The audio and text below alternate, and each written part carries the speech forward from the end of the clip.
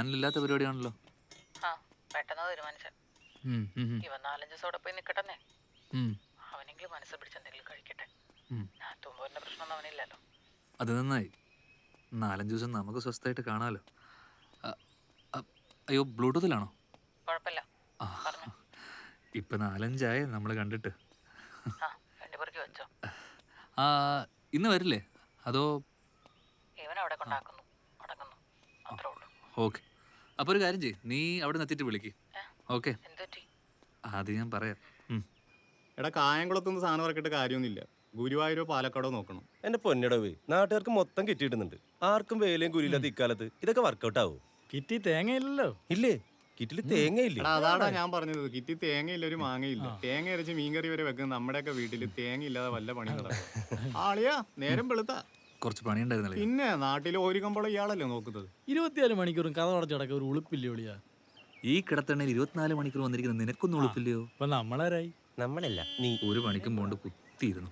കഷ്ടം. ആഹാ, ഷൈനി ചക്കവണ്ണ ആർക്കിട്ടാണ് ഇപ്പൊ ഒരു ഹോൺ? വളവല്ലേ എളിയാ, ഹോൺ അടിച്ചോട്ട്. വളഞ്ഞാലില്ലെങ്കിലും അവളൊരു അടാറ് ചരക്കാണ് മോനെ. തുടങ്ങി CCTV. ഒരു കോപ്പല്ല. കഴിഞ്ഞാണ് സേവിച്ചൻ ലീവിന് വന്നിട്ടേ തിരിച്ചു പോകുന്നവരെ ഒരൊറ്റ ദിവസമില്ലാണ്ട് നല്ല പരിപാടിയായിരുന്നു, അറിയാവോ? എടാ, ആണുങ്ങളില്ലാത്ത വീട് നോക്കിയുള്ള അവരാ നിർത്ത്. ഒന്നുമല്ല, എല്ലാ ദിവസവും കൊണ്ടുവിട്ടതേ ഈ ഞാനാ. എപ്പ കൊണ്ടുവിട്ടെന്ന്? എവിടെ കൊണ്ടുവിട്ടെന്ന? എന്നും രാത്രി ഒരു 11-11:30 ആകുമ്പേ ബൈക്കിൽ ഞാനാ കൊണ്ടുവിടുന്നത്. സേവിച്ചായ പുറകിൽ ചെന്ന് മാവിലൂടെ കയറി വെന്റിലേഷൻ വഴി താഴേക്ക് ഇറങ്ങും. പിന്നെ ഒരു 1-1.5-2 മണിക്കൂർ എന്റെ പൊന്നളിയാ തിരിച്ചു കൊണ്ടുവരുന്നത് ഞാനാ. എല്ലാ ദിവസവും രാത്രി മാവേ കൂടെ എഴുതി വീട്ടിൽ പണവേ. ഇത് മാത്രമൊന്നുമല്ല, വേറെ ഒരുപാട് പരിപാടികളുണ്ട് അവൾക്ക്. അളിയാ, നീ എന്റെ കക്കൂസി കയറി നോക്കല്ലേ, അവിടെ തീട്ട മാത്രമേ ഉള്ളൂ. ഒഞ്ഞു പോടാ. അല്ല പിന്നെ. എടാ, നീ ഇങ്ങോട്ട് വന്ന്. അളിയാ, ചങ്ക് പൊട്ടി ചാവല്ലേ. അളിയന് വേദനിച്ചെന്നാ തോന്നുന്നേ. എങ്ങനെയുണ്ട്? എടാ, നിനക്ക് 5 പൈസയുടെ വിവരമില്ലേ? എന്റെ പൊന്നിടാവേ, കഴിഞ്ഞ 8 മാസമായിട്ട് ഞാൻ അവളുടെ വീട്ടിൽ കയറുന്നല്ലേ. നീല എന്നെ കൊണ്ടുവിടുന്നത്. എന്റെ സ്വന്തം വീട് പോലെ ഞാൻ കയറുന്നതും പോകുന്നതും ഒക്കെ ശരി തന്നെടാ. അവന്റെ പറച്ചിട്ടപ്പോൾ എനിക്ക് തോന്നി, അതിന് നീ ഇത്ര കളിക്കുന്ന എന്തിനാ? എനിക്കൊന്ന് കയറി വന്നതാ. എടാ, നാട്ടിലുള്ളവന്മാർക്കൊക്കെ ഈമാരെ കാര്യത്തിൽ അപാര ബുദ്ധിയാ. ചെറിയ മണം പിടിച്ചാൽ മതി, ഞാൻ പറഞ്ഞേക്കാം. അളയാ, അവളെ പറഞ്ഞ എനിക്ക് സഹിക്കൂല. കയറുന്നമാർക്ക് കൊണ്ട് ഒലിപ്പിച്ചുകൊണ്ട് കയറിയാൽ മതി. റിസ്ക് മുഴുവൻ എനിക്ക് കൊണ്ടുവിടുന്നമാർക്ക്. അത് സാറിന് അറിയാവോ? 2-3 മണിക്കൂർ അവിടെ കൊതുകുടിയും കൊണ്ട് മൂഞ്ചിയിരിക്കുന്നു. ഇല്ല, ഞാൻ ഇല്ല, എനിക്ക് താല്പര്യമില്ല. പിന്നെ ഞാനെങ്ങനെ പോവുകയാ? അയ്യടാ, അതിനടുത്ത ബന്ധുവിന്റെ മരിപ്പിന് പോവല്ലേ, അത്രക്ക് അത്യാവശ്യമാണല്ലോ.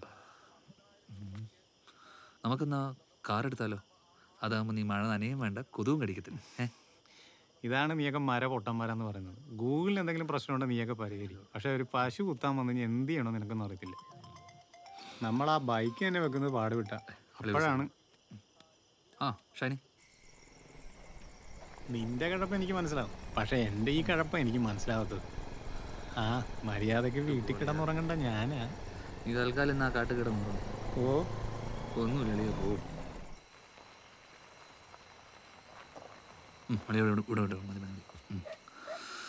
ഓക്കെ. അളിയാ, രാജധാനി അറിയാൻ പ്രതീക്ഷിക്കുന്നത് പുനരൂർ പാസഞ്ചർ ആവല്ലേ? മൂട് കളയല്ലേ, പോയാടുന്നു.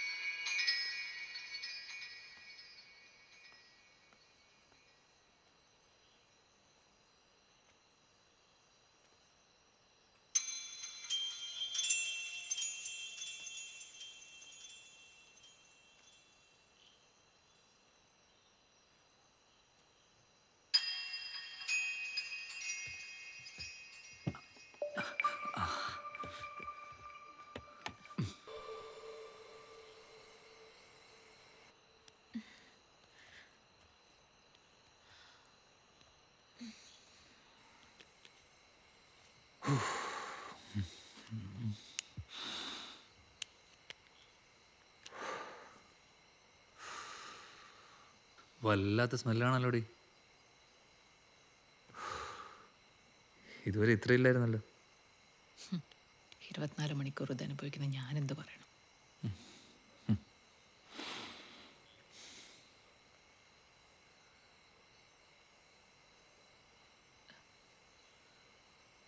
നിനക്ക് ഈ നരകത്തിൽ നിന്ന് എന്നെ ഒന്ന് രക്ഷിച്ചൂടെ? 3-4 കൊല്ലായി ഞാൻ ഇതിനകത്ത് കിടന്ന് അനുഭവിക്കുക. മനസ്സിൽ പിടിച്ചൊരു ഗ്ലാസ് വെള്ളം കുടിച്ചിട്ട് എത്ര കാലായി എന്നറിയോ? മടുത്ത് പണ്ടാരടങ്ങി നിൽക്കുക ഞാൻ. എത്ര ചെയ്തിട്ടെന്ത് കാര്യം? എത്ര കാലം ഇനി ചെയ്യണം?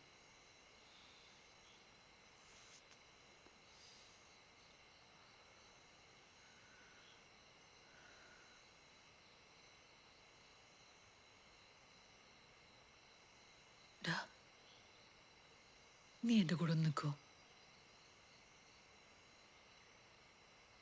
നമുക്ക് തിന്ന് അവസാനിപ്പിക്കാം.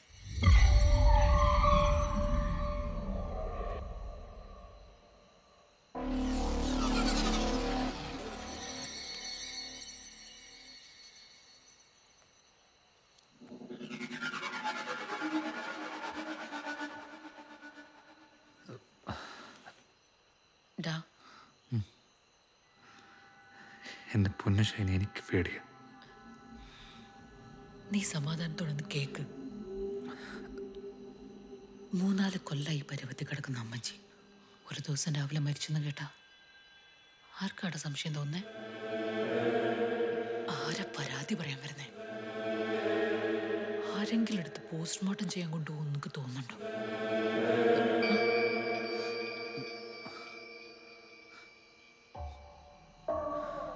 അവരോട് ഈ ലോകത്ത് കുറച്ചെങ്കിലും സ്നേഹമുള്ളത് ആ അപ്പച്ചന് മാത്രം. അങ്ങേര് പോലും ഇങ്ങനെ കഷ്ടപ്പെടുത്താതെ വിളിച്ചോടെ കർത്താവേന്നാ. എന്നാലും എനിക്കങ്ങോട്ട് എൻ്റെ ദേഹത്ത് എൻ്റെ മണമാണോ അതോ ഡെറ്റോളുടെ സ്മെല്ലോ?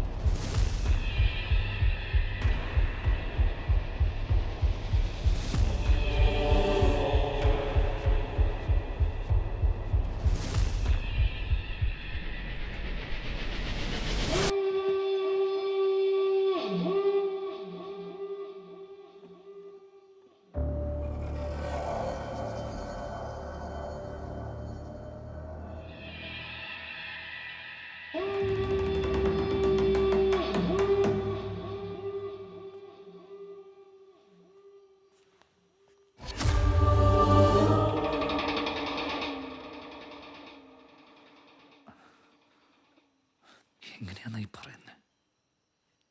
ദേഹത്ത് തൊടാൻ പറ്റില്ല, സ്കിൻ പൊട്ടും. പിന്നെ